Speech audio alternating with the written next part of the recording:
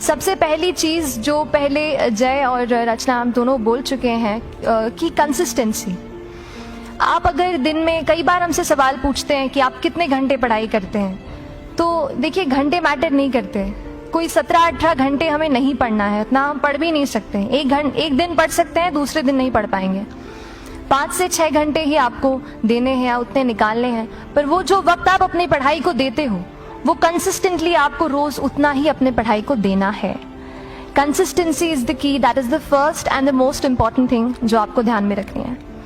दूसरी चीज इस एग्जाम में मुझे लगता है इक्वली इम्पॉर्टेंट है, क्योंकि ये जर्नी लंबी होती है। जैसे एग्जाम ही 1 साल तक चलती है, आप प्रीलिम्स देते हैं, फिर आप मेंस देते हैं, आप इंटरव्यू में जाते हैं पर्सनालिटी टेस्ट के लिए, तो एग्जाम 1 साल तक खुद चलती है। उसके पहले मान लीजिए आप 1-1.5-2 साल पहले से प्रिपेयर कर रहे हो, तो ये जर्नी काफ़ी लंबी रहती है। उस जर्नी में मेंटली अपने आप को मोटिवेट रखना, अपने आप को बूस्ट करते रहना, वो भी इक्वली इम्पॉर्टेंट है। और इसीलिए अपने आप पर भरोसा बेहद ज़रूरी है।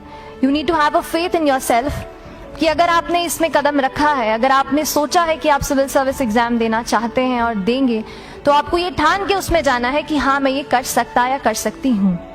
ये एक अपना मोटिवेशन, अपने साथ एक फेथ, बिलीफ अपने ऊपर आपको हमेशा रखना है। कमिंग टू प्रेपरेशन की कैसे तैयारी करनी है, बहुत सारी बातें आप सुन चुके हैं कि आंसर राइटिंग में कैसे करना होता है, आंसर राइटिंग का स्ट्रक्चर कैसा होना चाहिए। तो मैं शुरू में सबसे पहले ये कहूँगी कि मेरे प्रिपरेशन का बेस 2 चीज़ें रहीं। पहला था करंट अफेयर्स। करंट अफेयर्स इसलिए मैंने उसको उसी से शुरुआत की क्योंकि करंट अफेयर्स सबसे इंटरेस्टिंग पार्ट होता है। कई बार आपको हिस्ट्री कभी बोरिंग लगेगी, कई बार आपको लगेगा ज्योग्राफी इतना, कभी हर किसी के अपने अपने फेवरेट्स होते हैं। तो मुझे वो 2 सब्जेक्ट्स लगते थे कि यार इतना मन नहीं करता है, लेकिन न्यूज़पेपर्स और करंट अफेयर्स में जो भी नया चल रहा है वो मुझे हमेशा इंटरेस्टिंग लगता था। इंटरनेशनल रिलेशंस में क्या हो रहा है, क्या सोशल रियलिटीज़ हैं, कहाँ क्या हुआ, उसका क्या इम्पैक्ट पड़ेगा एडमिनिस्ट्रेशन पे और हमारी कंट्री पे, तो उसको आप अपना एक बेस बना सकते हो। आप करंट अफेयर्स बेस्ड प्रिपरेशन कर सकते हैं, इसलिए भी क्योंकि अगर आप मेंस एग्जाम देखेंगे तो काफ़ी डायनामिज्म आ गया है, केवल प्रीलिम्स में नहीं बल्कि जनरल स्टडीज़ पेपर 2, पेपर 3 में भी आप देखेंगे कई सारे ऐसे सवाल हैं जो करंट इवेंट्स से इंस्पायर्ड होते हैं, उन पे बेस्ड रहते हैं।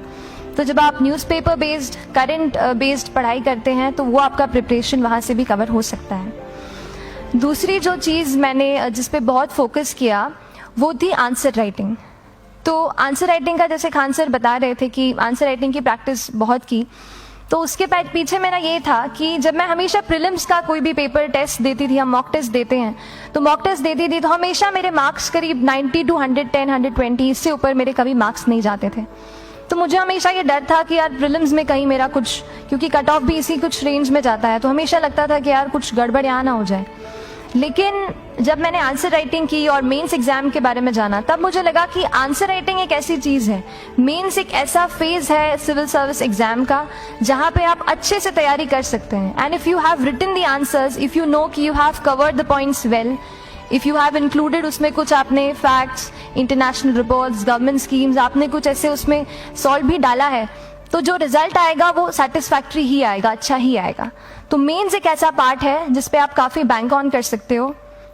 मैं जब पर्सनालिटी टेस्ट भी मैंने दिया, तो इस बार भी आप नंबर्स देखेंगे तो आसपास की रैंक के हिसाब से मेरे नंबर्स उसमें कम हैं, लेकिन it is just the general studies and the answer writing part, जो मेंस के जो वो है मार्क्स हैं या मेंस का जो एक फैक्टर रहा, वो मेरे लिए सबसे ज़्यादा इंपॉर्टेंट डिसाइडिंग फैक्टर रहा है। तो अपना एक्सपीरियंस यही बताऊंगी कि आंसर राइटिंग पे आप विशेष फोकस कीजिए। जैसा स्ट्रक्चर आपको बता ही चुके हैं कि इंट्रोडक्शन में कैसे आपको शॉर्ट रखना है, बॉडी एंड देन कंक्लूजन, उसमें छोटी चीज़ जैसे मैं अभी मेंशन कर रही थी, आप एक इंश्योर कीजिए कि देखिए जो भी एग्जामिनर आपकी कॉपी चेक कर रहे हैं वो दिन में 10, 15, 20 कॉपीज चेक कर रहे हैं, तो उन सब से आपको अलग कैसे आप अपनी कॉपी दिखा सकते हो, ये चीज़ आपका प्रेजेंटेशन और आप जिस तरीके से आंसर लिखते हो कंटेंट को, वो मैटर करेगा।